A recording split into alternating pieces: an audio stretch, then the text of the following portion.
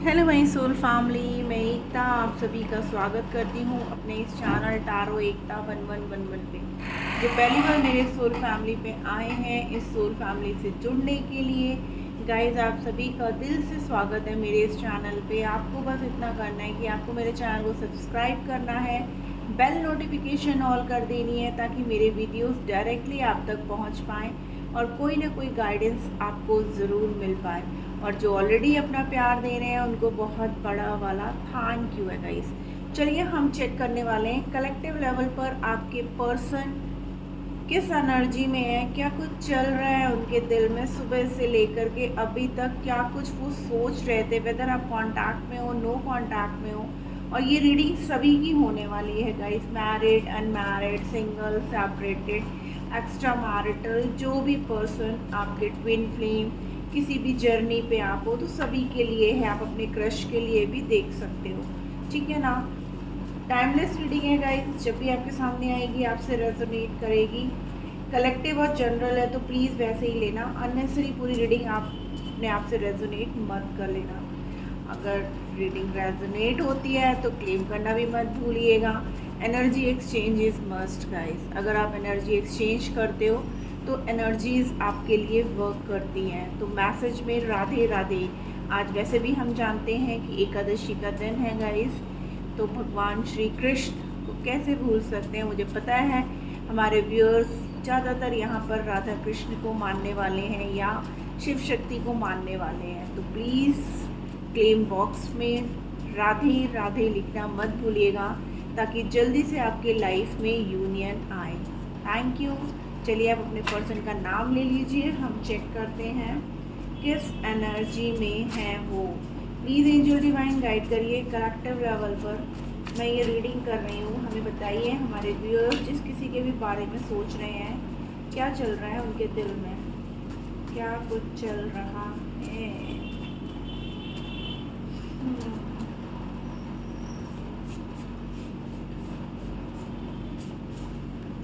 आ रहे हैं, पहला कार्ड आया हस्बैंड का कार्ड।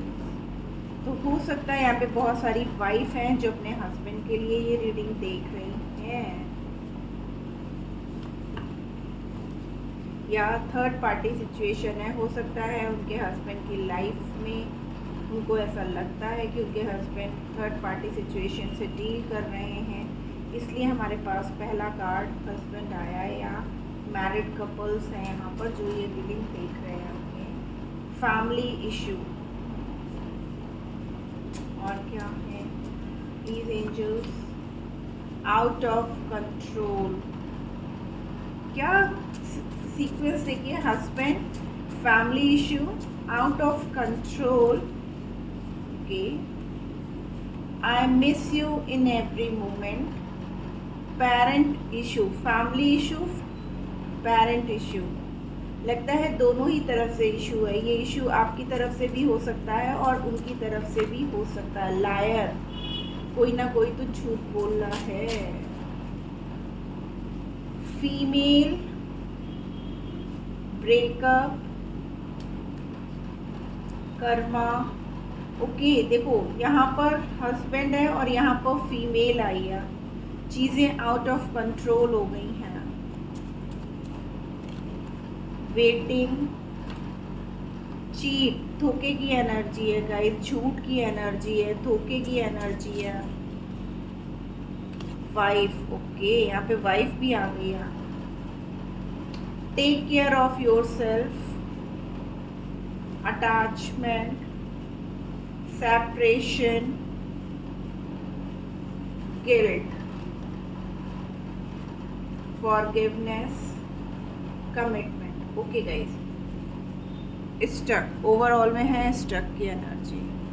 तो गाइस यहाँ पर लग रहा है कि जैसे हमारे जो व्यूअर्स मीन्स सिंगल हैं, कमिटेड रिश्ते में हैं, मैरिज नहीं हुई हैं, ठीक है ना, तो उनके लिए मैसेज ये आ रहा है, क्योंकि यहाँ पे हम लोग बहुत सारे लोगों की रीडिंग करते हैं तो यहाँ पर बहुत सारे लोगों की एनर्जीज आई हुई हैं।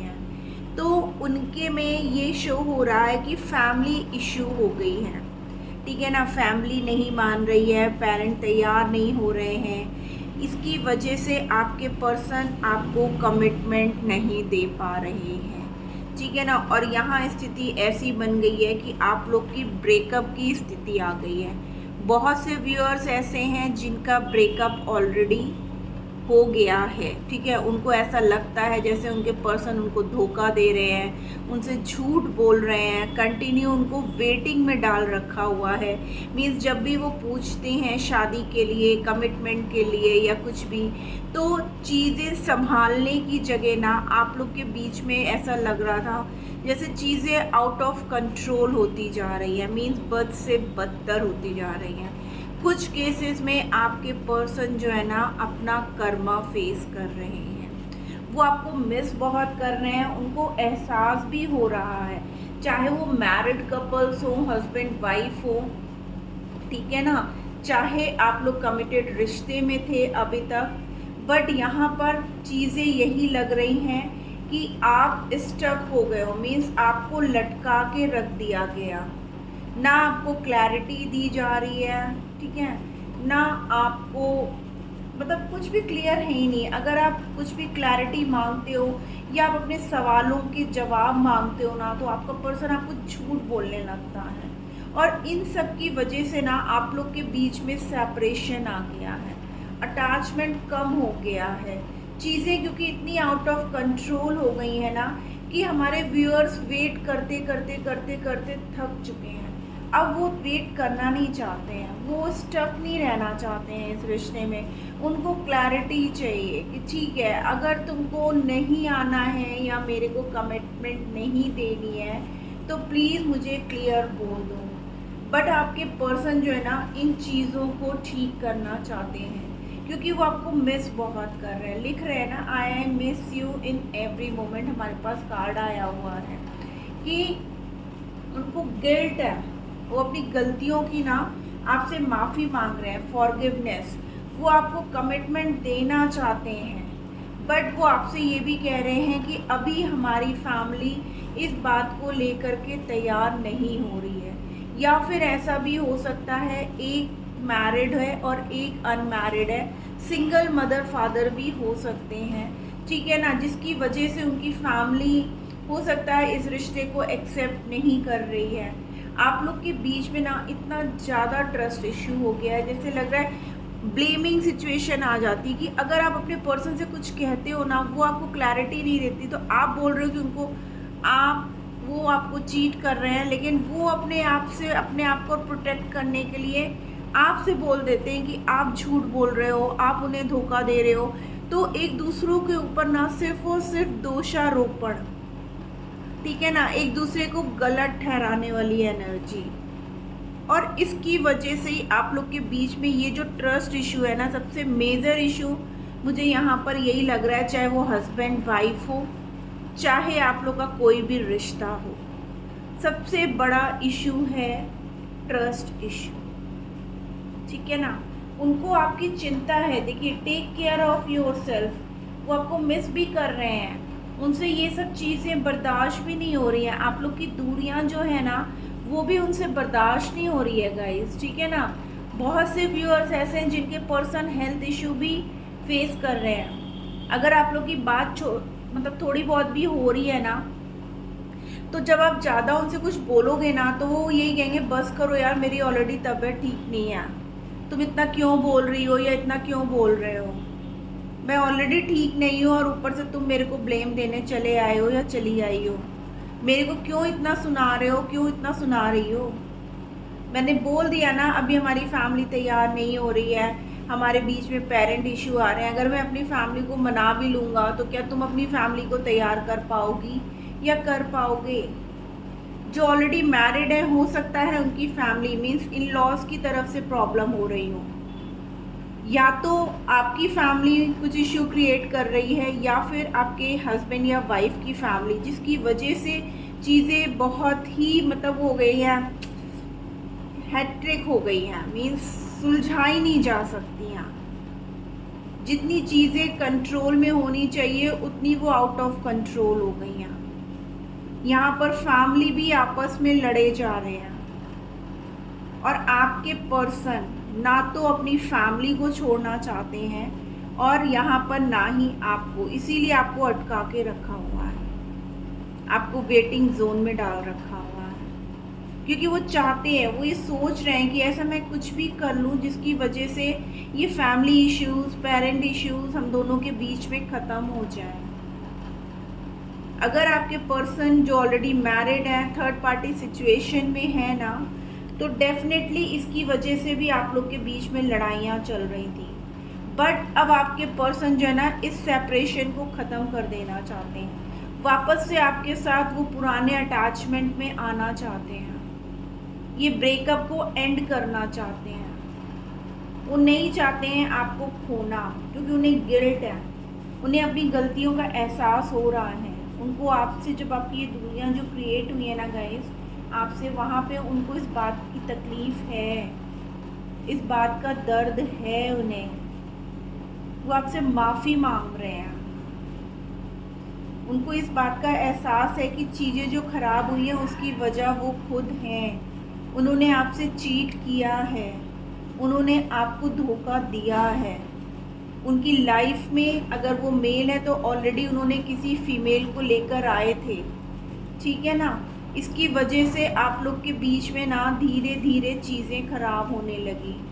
उनको झूठ का सहारा लेना पड़ा, हर टाइम आपको वेटिंग जोन में डाल दिया, और इन सब की वजह से आज वो अपना कर्मा फेस कर रहे हैं गाइस, क्योंकि उन्होंने ट्रू सोल को धोखा दिया, उन्होंने आपके साथ झूठ बोला, आपको धोखे में रखा, आपको स्टक कर दिया सिचुएशन में। फिर आपके लिए ऐसी हो गई चीज़ें जैसे गले की हड्डी ना निगलते बन रही थी ना उगलते बन रही थी। पहले इस शुरुआत में इतना प्यार, इतना अटेंशन, इतनी केयर दिखाई कि जब आप बिल्कुल उन पे को डिपेंड हो गए, ठीक है ना, जब आपका उनके बिना जीना दुश्वार हो गया, उस पल उन्होंने आपको धोखा दे दिया। जब आपके यूनियन की वाइब्रेशंस मीन्स एक दूसरे के साथ एक होने की जब बारी आई, उस टाइम पे उन्होंने आपके साथ ये चीट किया, आपको ये धोखा दिया। ये तो वही बात हो गई ना कि बंदा या बंदी जिसका मतलब जब तक निकलता रहा उसने आपका यूज़ किया, और जैसे ही उनका मतलब निकला टाटा बाबा है। कोई अटैचमेंट जैसे था ही नहीं आप लोग के बीच में, सिर्फ यूज़ किया जा रहा था। कितने झूठ बोले आपसे, हर पल आपको धोखा दिया है, इसीलिए आज आप ब्रेकअप सिचुएशन में हो, सेपरेशन मोड में हो। और अभी भी ये बंदा कुछ एक के केस में है कि जेन्युइनली पेरेंट्स नहीं तैयार हो रहे हैं, जिसकी वजह से उन्होंने आपको वेटिंग जोन में रखा हुआ है। वो आपसे प्यार बहुत करते हैं, इसीलिए बोल रहे हैं take care of yourself, I miss you, मुझे माफ़ कर दो, मुझे गिल्ट है, मैं तुम्हें कमिटमेंट अभी नहीं दे पा रहा हूँ, लेकिन जैसे ही हमारा ये फैमिली और पेरेंट इशू सॉल्व होगा मैं तुम्हें ये कमिटमेंट दूंगा, मैं ये वेटिंग पीरियड ख़त्म करूँगा या करूँगी, ठीक है ना। बट अभी प्लीज़ मुझे थोड़ा टाइम दो, ठीक है। वो आपसे यही कह रहे हैं। बिट्रेल, देखिए अगेन धोखे की एनर्जी है गाइस। क्लियर कम्युनिकेशन,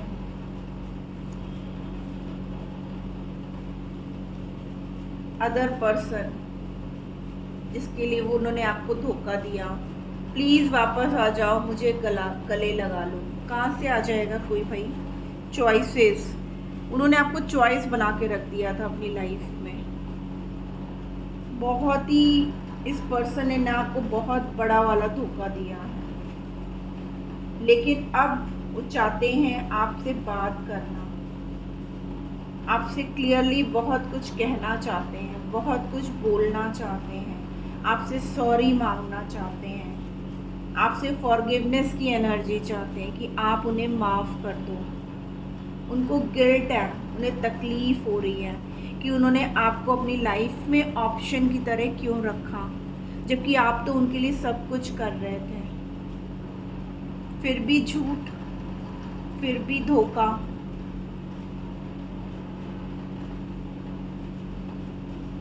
चलिए और देखते हैं गाइस क्या कार्ड्स आ रहे हैं। बट आपके पर्सन को अब बहुत पेन हो रहा है, उनको कर्मा मिल रहा है, जिस किसी ने भी ये किया है ना, वो इस समय एक हैवी कर्मा फेस कर रहे हैं।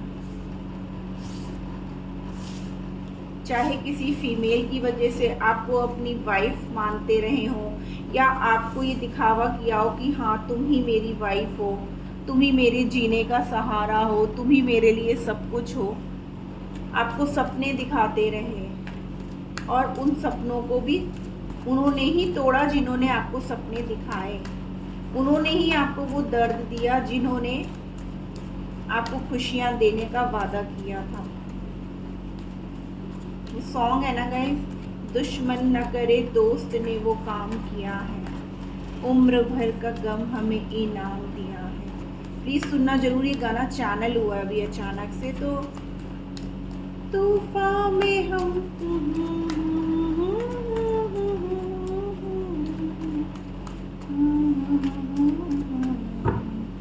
ना खुदा का, ये गाना आप सुनिएगा जरूर गाइस। ये गाने में कोई ना कोई ऐसी वर्डिंग्स हैं जो आपकी सिचुएशन से रेजोनेट करेगा और आपको हील भी करेगा, ठीक है ना।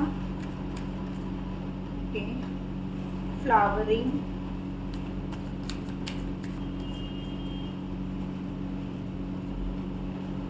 प्लेफुलनेस, द आउटसाइडर, पॉलिटिक्स, देखिए द क्रिएटर, स्ट्रेस, 7 की एनर्जी बहुत है, पार्टिसिपेशन।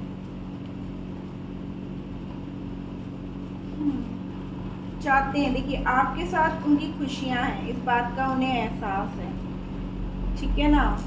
अभी वो स्ट्रेस में है,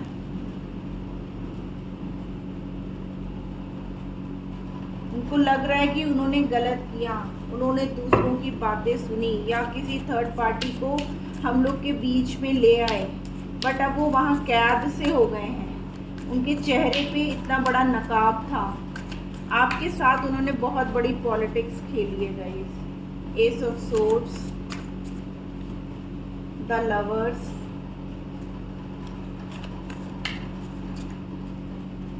page of pentacles, 5 of wands, 8 of wands, 4 of swords।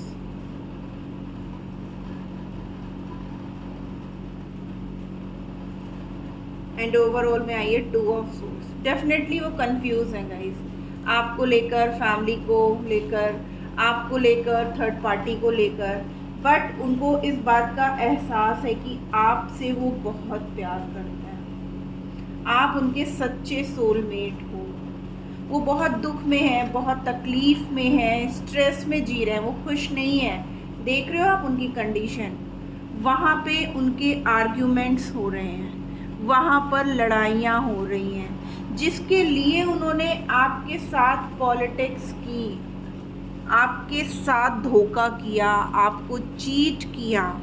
आज कंडीशन यही हो गई है कि वहाँ पर वो कैद हो गए हैं। जो पर्सन आज़ादी के साथ जीना चाहता था वो पर्सन कैद हो गया है वहाँ पर, और इस वजह से उनको इतना स्ट्रेस हो रहा है। वो एक कठपुतली की तरह नाच रहे हैं, जबकि वो खुद के क्रिएटर थे।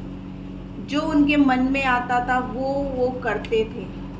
आपके साथ उन्होंने ऐसा ही किया, लेकिन अब क्या हो गया है, अब उनकी जो ये खुशियाँ थी ना, ये खुशियाँ कैद कर ली गई। जितना खुश वो आपके साथ रहते थे, जितना खुले दिल से वो झूमते थे, जितना आपके साथ रहने पर उन्हें खुशियाँ मिलती थी ना, तो जब वो कर्मा फेस कर रहे हैं ना, तो अब उनकी वहाँ पर लड़ाई झगड़े, बिल्कुल दिल देख लो उन्होंने निकाल करके रख दिया है कि अब उनके पास वो दिल ही नहीं बचा जिसमें प्यार था।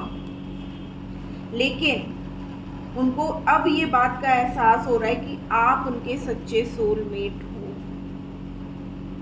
आपके साथ अब वो एक नई शुरुआत करना चाहते हैं, आपको एक कमिटमेंट देना चाहते हैं, आपसे बात करना चाहते हैं, आपको सब कुछ बताना चाहते हैं गाइस। ये देखिए, नाइट ऑफ कप्स, इमोशनली आपसे बहुत ज़्यादा कनेक्टेड है। 9 ऑफ कप्स, आप उनकी विश फुलफिलमेंट हो। अभी तक भले ही वो नहीं ध्यान दिए हैं आप पर, आपको ऑप्शन की तरह रखा, आपके ऊपर चॉइसेस लेके आए, लेकिन अब वो आपके साथ यूनाइट होना चाहते हैं। डबल 4 की एनर्जी है गाइस, देखिए, टर्निंग इन, यिन यांग की एनर्जी, बैलेंस क्रिएट करना चाहते हैं। बैलेंस क्रिएट करके वो आप तक पहुंचना चाहते हैं, आपके साथ कंप्लीट होना चाहते हैं। आपके फिज़िकल अपीयरेंस को वो बहुत ज़्यादा मिस कर रहे हैं। हो सकता है वो उन पलों को याद कर रहे हो। यहाँ पे मुझे ऐसा लग रहा है कि हमारे बहुत से व्यूअर्स आपस में फ़िज़िकली रिलेटेड थे, मतलब फ़िज़िकल रिलेशन में आप लोग थे। वही मैं बोल रही हूँ ना, इतना आपको मतलब अपने क्लोज ला करके एकदम से इस बंदे ने आपके साथ धोखा कर दिया, तो वो कैसे खुश रह सकता है? नहीं खुश रह सकता। और क्या ये दूरियां आपकी यादों को मिटा देंगी? बिल्कुल ही नहीं, आपकी यादें कभी नहीं मिटा सकता ये इंसान, क्योंकि इसे हर पल एहसास हो रहा है आपके प्यार का, आपके टच का, आपके फील का, आपके प्यार का, आपके अटेंशन का, आपके केयरिंग नेचर का। हर इंसान वैसा नहीं हो सकता ना जैसे हमारे व्यूअर्स हैं, ठीक है ना। तो अब उन्हें गलतियों का एहसास हो रहा है, अब वो तकलीफ़ में है, बट अब वो वहाँ से निकल जाना चाहते हैं, आपके पास आना चाहते हैं, आपके साथ जो है ना एक नई शुरुआत करना चाहते हैं। यहाँ पर 9 ऑफ कप्स की एनर्जी है गाइस। जो बैलेंस नहीं था ना, वो बैलेंस क्रिएट करना चाहते हैं, इक्वल गिव एंड टेक करना चाहते हैं। आप इतने सुंदर हो ना गाइस, आप इतने ब्यूटीफुल हो, ठीक है, तो वो आपको जो है ना, देखो एम्प्रेस की एनर्जी है, आप सच में उनकी लाइफ की क्वीन हो। आपने कभी उन तक दर्द और तकलीफ़ को पहुंचने नहीं दिया, आपने उनके हर दर्द को अपना दर्द समझ करके आपने उनका बहुत साथ दिया, लेकिन उन्होंने आपके साथ धोखा किया, चीट किया, आपका यूज़ किया, आपको बिल्कुल लिटरली उन्होंने बेवकूफ़ समझ लिया था, इमोशनली फूल। इसीलिए तो वो बंदा या बंदी जो भी है आपको हर्ट करता चला गया या चली गई। लेकिन अब जब उनकी लाइफ में वही सब चीज़ें उन्हें रिटर्न मिल रही है ना, तब उन्हें आपके प्यार का एहसास हो रहा है। अब वो वापस आना चाहते हैं, आपसे बात करना चाहते हैं, आपको बताना चाहते हैं, जो चीज़ें अभी तक छुपी हुई थी उनको एक्सप्रेस करना चाहते हैं। इस पर्सन के मन में वो आपसे माफ़ी मांगना चाहते हैं, गिल्ट, अपनी गलतियों का एहसास हो रहा है उन्हें कि उन्होंने सच में ऐसा क्या किया। जो पर्सन उनका सच्चा हितैषी था, सच्चा सोलमेट था, उसी के साथ उन्होंने इतना बड़ा धोखा कर दिया। बट गाइस, यहाँ पे बहुत क्लियरली दिख रहा है कि जो भी फियर है, जो भी इल्यूजन है, जो भी प्रॉब्लम्स है ना, अब आपके पर्सन उसको ठीक करेंगे। आपकी लाइफ में अबंडेंस आ रही है, आपकी लाइफ में ग्रोथ आ रही है, आपकी लाइफ में एक नई शुरुआत हो रही है। और यहाँ पर ऐसा लग रहा है 8 आवर्स और 8 डेज़ के अंदर ही अंदर आपको कॉल मैसेज रिसीव हो जाएगा, और 1 मंथ मैक्सिमम आपके पर्सन आपके पास वापस आ जाएंगे। 11 आवर्स, यहाँ पे 7 7 और 4 4 मीन्स 444 की एनर्जी है। तो बहुत से व्यूअर्स जो बहुत ज़्यादा लकी वंस हैं, तो 4 आवर्स 4 डेज या फिर 44 आवर्स गाइस टाइम पीरियड है। यहाँ पर आपके पर्सन आपसे कनेक्ट करेंगे। तो गाइस, ये थी आज की रीडिंग, थोड़ी सी इमोशनल है। एक चीज़ बोलना चाहती हूँ कि 3:30 पे मैं आज लाइव आऊँगी। अगर उससे पहले आप ये वीडियो देख लेते हो तो प्लीज़ लाइव पर आना for the free tarot reading session, ठीक है ना। अपना एक क्वेश्चन आप लेकर के आना, मैं आंसर करूँगी लाइव पे। तो मिलती हूँ मैं लाइव पे, तब तक के लिए आप अपना ख्याल रखना। Tata bye bye, love you all.